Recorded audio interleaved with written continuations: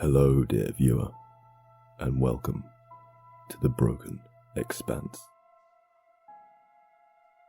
Today, we'll be discussing a topic from our own world, the case of Gregory Villemin. Gregory was a young boy from Le Pins-sur-Vallon in northeastern France, born on the 24th of August, 1980. Not long after Gregory turned 1, several of the boy's family members, being his mother, Christine, his father, Jean-Marie, and his paternal grandparents, Albert and Monique, started receiving threatening letters and disturbing phone calls, swearing revenge against Jean-Marie for some unknown slight or offence. These letters and calls were numerous and completely anonymous. For now it seemed, as upsetting as it must have been, that these things would progress no further. However, this all changed on the 16th of October 1984, when Gregory was just 4 years old. At just after 5 p.m, Christine reported her son missing after he was no longer in the front garden where he had been left to play. At 5:30 p.m, Gregory's uncle Michel contacted the family to say that he had just been contacted by an unknown caller, claiming to know not only that the boy had been taken, but where he was now, drowned in the Vallon River. One can only imagine the kind of depraved individual capable of committing such an act against a child. This, unfortunately, turned out to be true. At 9 p.m. the same day, the young boy was found, hands and feet bound by a rope, and a little woolly hat pulled down over his face. This was 2.5 miles from where he was taken. Close to the site was also a hypodermic syringe and an empty vial of insulin. It's speculated that this was used to render the boy unconscious, either to make it easier to tie him, or perhaps, remarkably, some small act of humanity, so that he didn't have to suffer being awake while drowning. A day later, the family received yet another anonymous letter, this one simply stating, "I have taken vengeance." It was at this point that the unnamed author was given a different moniker, Le Corbeau, simply the Crow in English, as it was clear that whoever was writing these letters had intimate knowledge of the personal lives of the Villemins. The first suspect was Bernard Laroche, a cousin of Jean-Marie. This was further backed up by handwriting experts, who implied that the writer of these letters had distinctly similar handwriting to Bernard.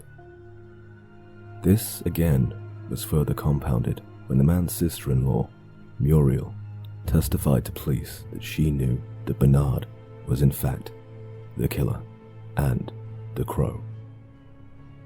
This saw Bernard taken into custody on the 5th of November 1984. Her testimony cited that she had been in the car with Bernard at the time of the abduction, but that they handed the boy over to a man and a woman. The testimony of Muriel, however, was later recanted, with Muriel stating later that she had been coerced by the police to point the blame at Bernard. This led to Bernard being released from custody on the 4th of February, 1985. Jean-Marie, however, made a statement and promised to the press that he would find and he would kill his cousin.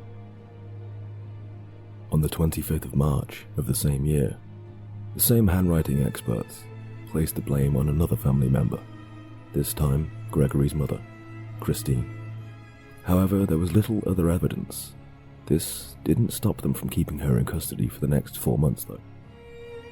Jean-Marie, on the other hand, stayed true to his word. He shot and killed Bernard on the 29th of March as he made his way to work. He was swiftly arrested and charged for murder, but due to the difficult circumstances and emotional turmoil the family had faced, Jean-Marie was only sentenced to 5 years in prison. This was further reduced to 2.5 years for varying reasons, including credit for time served in custody and having some of his sentence suspended. As earlier mentioned, Gregory's mother Christine, now in custody for his death, and in the July of 1985, she was charged with the boy's murder.